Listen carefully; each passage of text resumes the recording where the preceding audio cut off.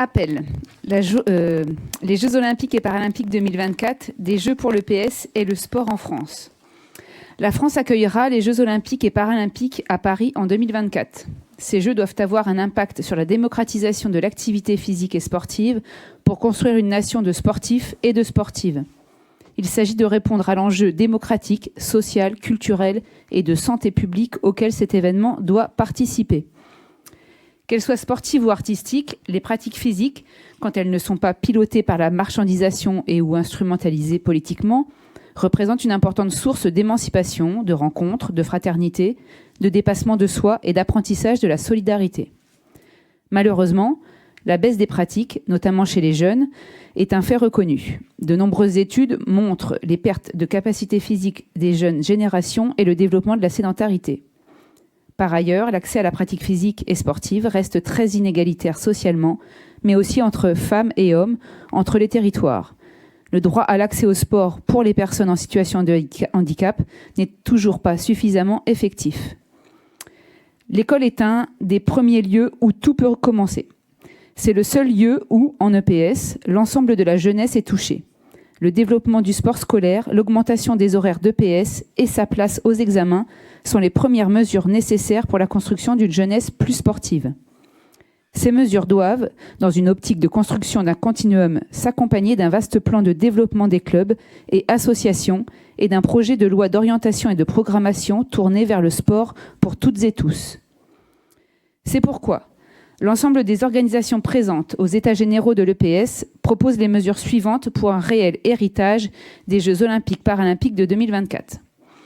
Mettre en œuvre un plan national de construction et de rénovation des équipements sportifs dédiés à la fois à l'EPS, au sport scolaire et à la pratique fédérale.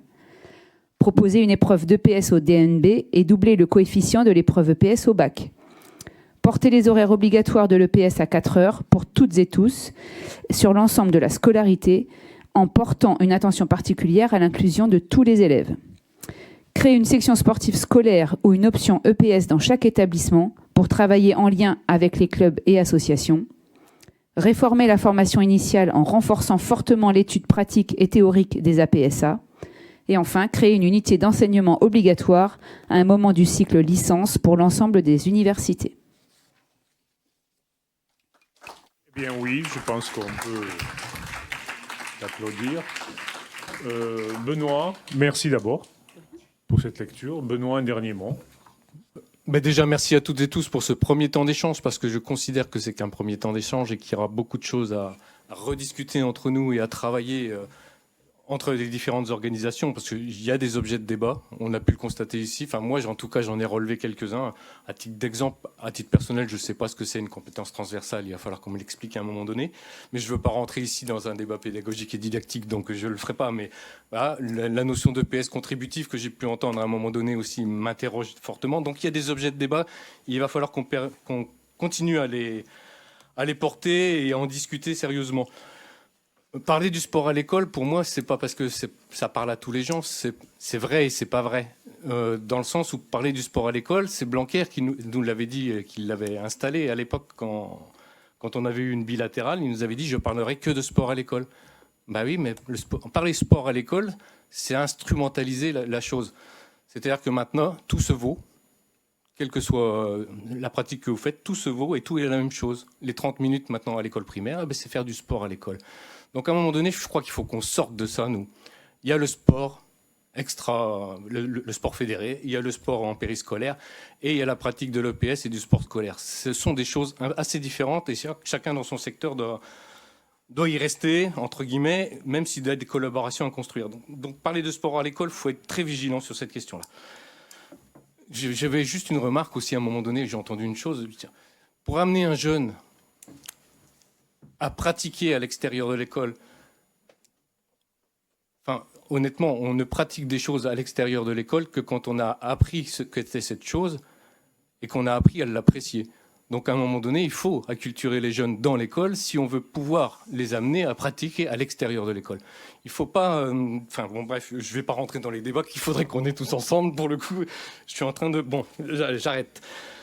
J'arrête. Juste pour vous signaler quand même que... Nous, on va essayer de donner des suites, mais ça marche dans les deux sens. Voilà, c'est pas parce que le SNEP vous invitera à réfléchir sur des objets particuliers que vous pouvez pas nous inviter aussi à réfléchir. Voilà, il faut que ce soit quelque chose de conjoint et qu'on puisse construire les choses tous ensemble. On va avoir un séminaire sport scolaire en mars qui, a priori, devrait avoir lieu au CNOSF. C'est un lieu emblématique pour nous, puisque le CNOSF, c'est le seul lieu où on parle jamais d'EPS. Le mot EPS est jamais cité. Donc, c'est quand même révélateur de quelque chose aussi. Et donc, si jamais ça va jusqu'au bout et qu'on est enfin au CNOSF, parce que maintenant on commence à être habitué d'être jeté au fur et à mesure des différents lieux qu'on choisit. Donc voilà, en mars, une initiative séminaire sport scolaire qui sera intéressante aussi. Je pense que les acteurs ici présents, je pense qu'ils auraient aussi des choses à dire et à discuter. Donc voilà, juste pour vous signaler aussi qu'à la sortie, pour tous celles et ceux qui sont d'accord avec l'orientation d'une augmentation du temps de pratique à l'école, il y a une pétition qui est à la sortie là-bas. Et puis que l'appel qui vient d'être lu, il va être proposé à la signature et que celles et ceux qui se sentent engagés dans ce processus peuvent en être signataires sans aucun souci. Et puis encore une fois, merci à toutes et tous pour vos débats, vos contributions.